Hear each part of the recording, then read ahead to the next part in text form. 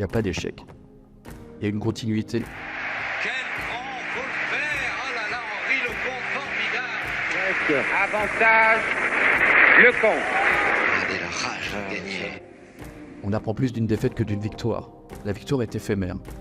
Quand on a gagné en 91, ça s'est passé en...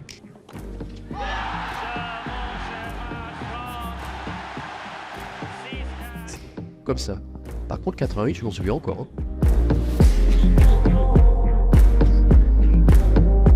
Et surtout, j'ai des poules chaque année quand je viens à Roland-Garros. J'ai des poules, mais grave. Parce que j'aurais préféré rater la marche en demi-finale, tu vois. Moi, c'est pas grave, il y en a eu 3 autres devant moi, tu vois, c'est pas...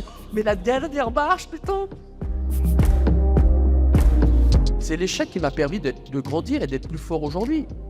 Et d'être plus fort, d'avoir pu me dépasser pour gagner cette Coupe Davis qu'on n'avait pas gagnée depuis 59 ans avec Guy, avec Yannick, parce que tout d'un coup, il y avait toute une alchimie.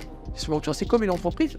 Enfin, quand une entreprise, on a un contrat, on est sûr de l'avoir, et au dernier moment, patatac.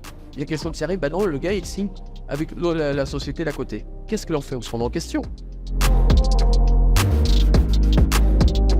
Et le tennis, c'est avant tout un sport individuel, mais quand on se retrouve en Coupe Davis avec Yannick, je peux vous dire que, bon, il y a des belles soirées, c'est vrai, c'est bien marré.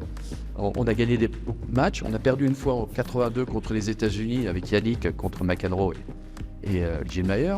On a pris notre revanche en 91, mais pourquoi on l'a gagné? Parce qu'on était beaucoup plus fort mentalement. On avait envie de... Moi, je pouvais courir, je disais, je traverse le mur, il va tomber, quoi. Parce qu'on s'était préparé, on jouait David contre Goliath. On jouait les États-Unis, ils étaient 10 fois plus forts que nous. Ils avaient d'ailleurs célébré avant le match de Coupe Davis, chez Bocuse, en disant, on va gagner. Et ils n'avaient pas compris qu'il y avait D'Artagnan dans l'équipe en face, hein.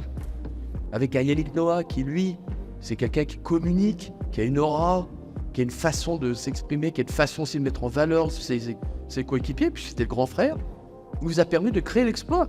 Parce qu'on a réussi à capter, on a réussi à comprendre ce qu'il voulait vraiment nous faire passer comme message. Et il a été assez fort aussi de comprendre les différentes personnalités. Donc c'est comme dans une entreprise. On peut avoir un leader, mais si le leader n'arrive pas à parler à toute son équipe, ça ne peut pas marcher. On peut avoir un leader qui est nommé leader, mais qui n'assume pas d'être leader et préfère être numéro 2, numéro 3. Et c'est ça qui est important.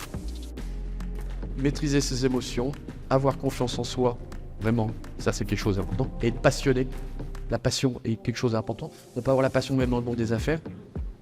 Passionné dans ce que l'on fait. Et partager. Et le travail, il n'y a pas de secret, c'est bosser. Et plus t'es doué, plus faut bosser. Parce que plus t'es doué, faut comprendre ce que t'as fait. Moi, c'était un peu mon choix de temps en temps. Je faisais des coups, mais je sais pas comment je l'ai fait. Donc, il fallait que j'y réapprenne. Et c'est ce que a dit le plus grand joueur de tous les temps, l'un des plus grands, pour moi, c'est un des plus grands, Roger Federer, le joueur le plus talentueux au monde. Il a travaillé 2 fois plus.